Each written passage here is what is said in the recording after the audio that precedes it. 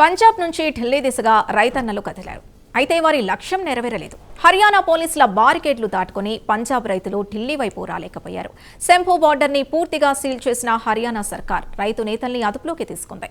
ఢిల్లీలోని కిసాన్ ఘాట్ వద్ద జరగాల్సిన కిసాన్ మహా పంచాయత్కు అడ్డుకట్ట వేసేందుకు మళ్లీ అదే స్క్రిప్ట్ రిపీట్ అయిందా? రైతులు ఎందుకు రోడ్డెక్కారు? వారి డిమాండ్స్ ఏంటి? రైతుల ఆందోళన నేపథ్యంలో ఏం జరిగిందో సమగ్రంగా చూద్దాం.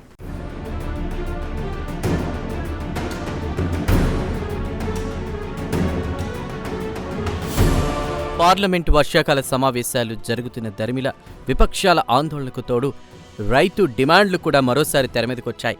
పంజాబ్ రైతులు మరోసారి ఢిల్లీ పెద్దల ముగిట తమ డిమాండ్లు పెట్టేందుకు ప్రయత్నించారు. మంగళవారం ఉదయం నుంచే పంజాబ్లోని వివిధ ప్రాంతాల నుంచి వందలాది మంది రైతులు బస్సులు, ప్రైవేటు వాహనాల్లో ఢిల్లీ వైపు బయలుదేరారు. ట్రాక్టర్ ట్రాలీలు కాకుండా ఈసారి శాంతియుతంగా బస్సుల్లో వెళ్తున్నామని రైతు నేతలు చెప్పినప్పటికీ హర్యానా పోలీసులు శంభూ బోర్డర్ వద్ద గగ్గర్ నదిపై ఉన్నటువంటి వంతెనపై సిమెంట్ బ్లాక్లు, బ్యారికేడ్లు వేసి పూర్తిగా దానిని మూసేశారు. ఫలితంగా నేషనల్ హైవే, చండీగఢ్, రాజ్పురా హైవేపై భారీ ట్రాఫిక్ జామ్ ఏర్పడింది. సాధారణ ప్రయాణికులు సైతం గంటల తరబడి ఇరుక్కుపోయారు.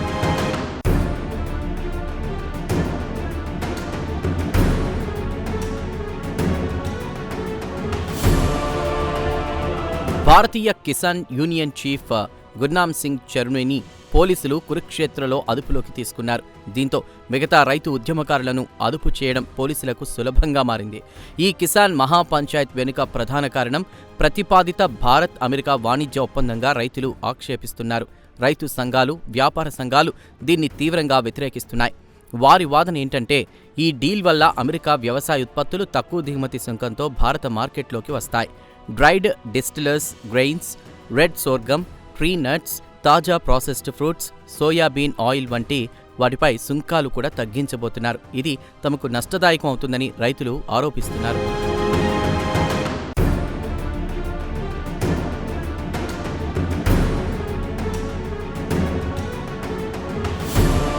సగటు భారతీయ రైతు వద్ద 2 నుంచి 3 ఎకరాల భూమి మాత్రమే ఉంటే అమెరికా వ్యవసాయం భారీగా యాంత్రీకరించబడి ప్రభుత్వ సబ్సిడీలతో నడుస్తుందని, దీంతో పోటీ తీవ్రస్థాయిలో ఉంటుందని రైతులు ఆందోళన చెందుతున్నారు. పాడి, పౌల్ట్రీ, గోధుమ, వరి, సోయాబీన్, చక్కెర వంటి సున్నితమైన రంగాలపై బయటకొస్తున్న ప్రకటనలు ఆందోళన రేకెత్తిస్తున్నాయి.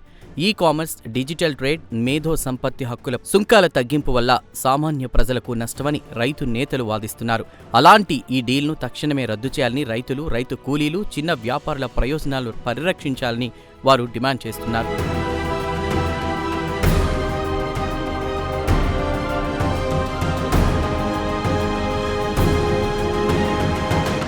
మరోవైపు కేంద్ర ప్రభుత్వం మాత్రం రైతుల ఆందోళనలను పదే పదే తోసిపుచ్చుతోంది. కేంద్ర వ్యవసాయ మంత్రి శివరాజ్ సింగ్ చౌహాన్ వ్యవసాయ ప్రయోజనాలపై ఎలాంటి రాజీ పడేది లేదని, రైతులకు హాని కలిగించే ఏ ఉత్పత్తిని ఒప్పందంలో చేర్చలేదని పలుమార్లు స్పష్టం చేశారు.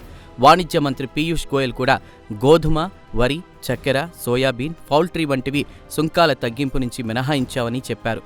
ప్రతిపక్షాలు దీనిపై తప్పుడు సమాచారం వ్యాప్తి చేస్తున్నాయని పీయూష్ గోయల్ ఖండించారు. ఈ క్రమంలో భారత్ ఇలాంటి ఒప్పందం చేసుకోవడం ఇదే కొత్త విషయమా?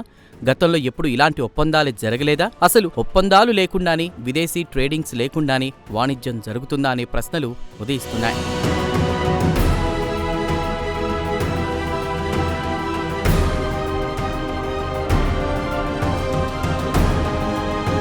శంభూ బోర్డర్ గత 2 ఏళ్లుగా రైతు ఉద్యమాలకు కేంద్ర బిందువుగా మారింది. 2024లో ఎంఎస్పీకి చట్టబద్ధమైన హామీ కోసం ఢిల్లీ చలో పేరిట 2025లో మార్చ్ నిర్వహించారు. ఆనాటి నిరసనకు పోలీసులు అడ్డుకట్ట వేశారు. ఇప్పుడు వాణిజ్య ఒప్పందంపై నిరసనకు దిగింది రైతులోకం. ఇప్పుడు కూడా ప్రభుత్వం రైతు ప్రయోజనాలను పరిరక్షిస్తున్నామని ఘంటాపథంగా చెబుతోంది. రైతులు మాత్రం కాగితాలపై ప్రభుత్వం ఇచ్చే హామీలు వేరు, భూమి విషయంలో రైతులకుండే భయాలు వేరంటున్నారు. ప్రపంచమంతా వాణిజ్య ఒప్పందాలతో ముందుకెళ్తున్న క్రమంలో పంజాబ్ రైతులు చేస్తున్న ఆందోళనలో ఎంత నిజాయితీ ఉంది, ప్రభుత్వ వాదన ఎంత న్యాయసమ్మతం అనేది ప్రజల ముందు పరీక్షకు నిలబడ్డాయి.